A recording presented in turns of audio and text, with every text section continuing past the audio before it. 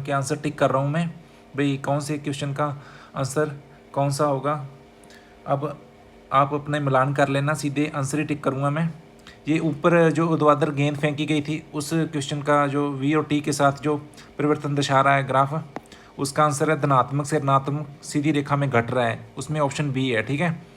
उसके बाद 6.6 electron volt कार्यफलन दिया हुआ था। तरंग दैर्ध्य आपतित किरणों का प्रकाश विद्युत प्रभाव दर्शाएगी या नहीं दर्शाएगी, वो प्लांक नियतांक वाला क्वेश्चन, उसका आंसर है 200 नैनोमीटर। उसके बाद एक क्रेन जो 1000 किग्रा द्रव्यमान उठा रही है, उसका आंसर है 19.6 किलोवाट। और सूची आई थी इसमें कि ई बराबर एच न्यू किससे संबंधित है, फोटोन की ऊर्जा। ठीक है। और एच पी ये कॉम्पटन प्रभाव है, कॉम्पटन प्रभाव किससे संबंधित है, प्रकाश की कणीय प्रकृति से। इसमें भी थर्ड ऑप्शन है उसमें दिया हुआ है, इसमें मिला लेना। ठीक है। विवर्तन और व्यतिकरण जो दिया हुआ है वो प्रकाश की तरंग प्रकृति को दर्शा रहे हैं। और एच पी लैम्बडा बराबर एच पी है जो दी ब्रॉगली तरंग दैर्ध्य से संबंधित है।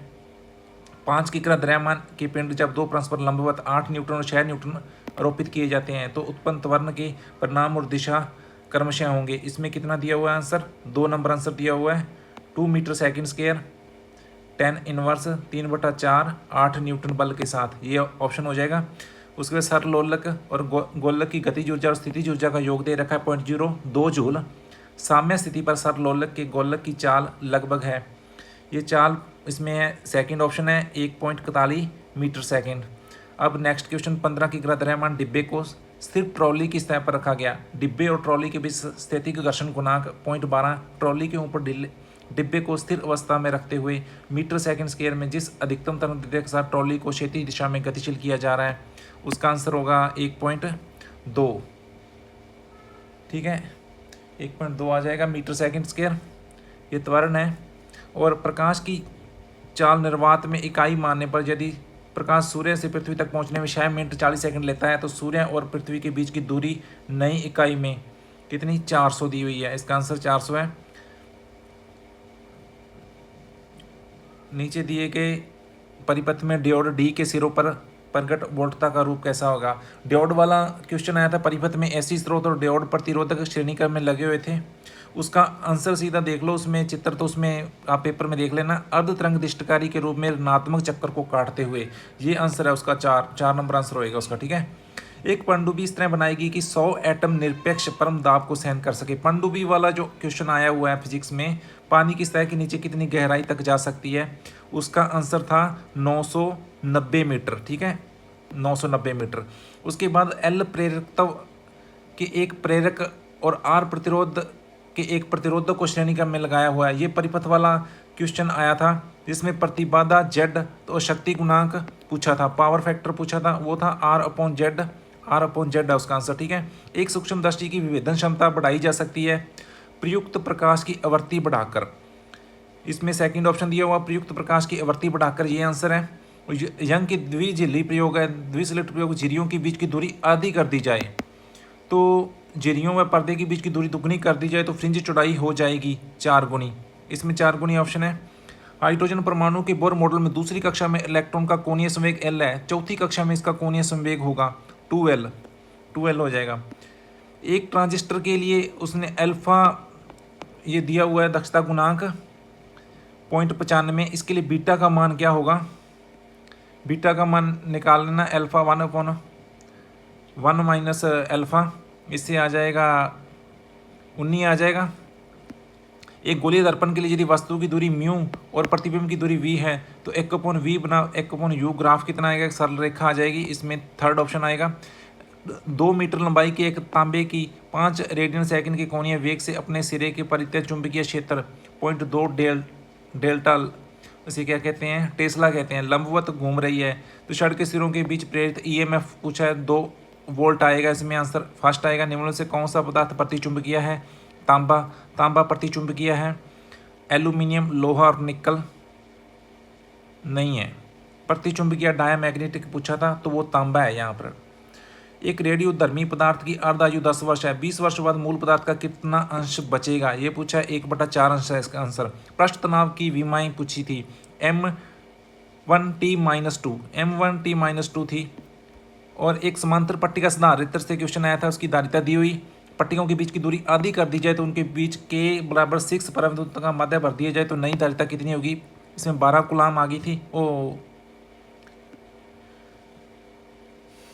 इसमें सी थी ना, कूलाम के क्यों कह रहा हूँ, वेश का मात्रा क्यों ले रहा है, धारिता सी थी तो वो 12 आ गई थी, नई धारिता 12 गुना हो जाएगी उसकी। यदि किसी तार को खींचकर उसकी लंबाई दुगनी कर दी जाए तो उसका प्रतिरोध अपरिवर्तित रहेगा।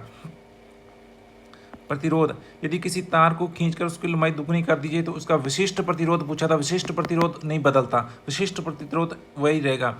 10 सेंटीमीटर त्रिज्या के एक धारावाही वृत्ताकार लूप के केंद्र पर चुंबकीय क्षेत्र B है। यदि लूप के केंद्र से अक्ष पर कितनी दूरी पर चुंबकीय क्षेत्र B/8 हो जाएगा, तो 10√3 आ जाएगा, 10√3 इसका आंसर है। एक आदर्श गैस के समतापी प्रसार आइसोथर्मल एक्सपेंशन के दौरान उसकी आंतरिक ऊर्जा जो होती है वो अपरिवर्तित रहती है। निम्न में से कौन सा गेट यूनिवर्सल गेट कहलाता है।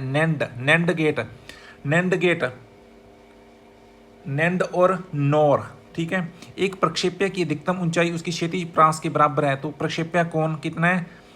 इसमें 3 ऑप्शन, थीटा बराबर tan−4। कार्य ऊर्जा परिमेय के अनुसार किसी कण पर लगने वाले शुद्ध बल द्वारा किया गया कार्य बराबर होता है गति ऊर्जा में परिवर्तन के। इसमें 3 नंबर ऑप्शन आ जाएगा, गति ऊर्जा में परिवर्तन के कार्य ऊर्जा परिमेय के अनुसार। पृथ्वी की सतह से कितनी ऊंचाई पर गुरुत्वीय त्वरण जी का मान सतह के मान का आधा हो जाएगा, ये √2−1r, 2 ऑप्शन आ जाएगा, √2−1r। पृथ्वी की सतह से कितनी ऊंचाई पर गुरुत्वीय त्वरण आधा, ये तो दोबारा रिपीट हो गया है ना, इसको देख लेना, √2−1r। और श्यानता गुणांक की एसआई इकाई पूछी थी, वो है डेकापॉइज PA.S। डेकापॉइज आ गई थी श्यानता गुणांक की एसआई इकाई डेकापॉइज। एक कार्नो इंजन 300 और 600 केल्विन के बीच कार्य कर रहा है, दक्षता एफिशिएंसी पूछी थी, इसकी 50% आंसर है। एक विद्युत चुंबकीय तरंगों में विद्युत क्षेत्र E और चुंबकीय क्षेत्र B कलांतर होता है। फेज डिफरेंस पूछा था, 0 है। विद्युत चुंबकीय तरंगों में E और B 90 डिग्री पर होते हैं, तो फेज डिफरेंस क्या होगा, 0 आ जाएगा। 20 सेंटीमीटर फोकस दूरी वाले उत्तल लेंस की शक्ति क्या होगी, 5 डाफ्टेयर हो जाएगी, 5 डाफ्टेयर। एक प्रकाश विद्युत प्रवाह में निरोधी विभव स्टॉपिंग पोटेंशियल निर्भर करता है प्रकाश विद्युत प्रवाह में आपतित प्रकाश की आवृत्ति और धातु की प्रकृति पर। इसमें 3 नंबर ऑप्शन आ जाएगा। अल्फा कण प्रकीर्णन में प्रयोग में अल्फा कणों के प्रक्षेपित होने का कारण नाभिक और अल्फा कणों के बीच प्रतिकर्षण। इसमें अल्फा बिल्कुल सिंपल क्वेश्चन था। संचार अवस्था में मॉड्यूलेशन की अवस्था होती है एंटीना की लंबाई कम करने के लिए, मॉड्यूलेशन की आवश्यकता होती है एंटीना की लंबाई कम करने के लिए। दो गेंदों के प्रत्यास्थ संघट में क्या सुरक्षित रहता है, ये संवेग और गति ऊर्जा दोनों सुरक्षित रहते हैं। जो प्रत्यास्थ संघट होती है इलास्टिक कोएलिशन।